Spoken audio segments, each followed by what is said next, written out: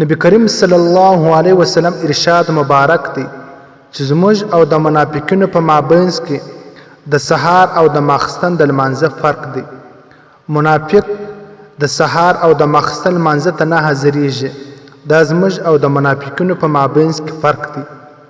بل روایت دی نبی پاک صلی الله علیه وسلم ارشاد وفرمایي چې حق تعالی تبارک وتعالی پر خپلو بندګانو باندې 5 لمونځونه فرض کړي دي.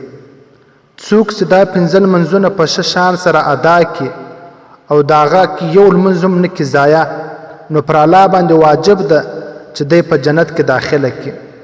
او کوم څوک چې د دې لمونځو پروا نه لري یا بعض لمونځونه کوي بعض نه کوي، نو بیا پر الله باندې د دې بندی هیڅ حق نشته. د الله خوښه ده دته عذاب ورکوي یا په جنت کې داخلوي. عزتمندو مسلمانانو، د سهار او د ماخستن لمونځ څومره ثواب لري. بل روایت دی چې کوم مسلمان د ماخستن لمونځ په جماعت سره وکړي نو حق تعالی تبارک وتعالی دته د نیمې شپې د عبادت ثواب ورکوي. کله دی د سهار لمونځ په جماعت سره وکړي د پوره شپې د عبادت ثواب درته ورکوي.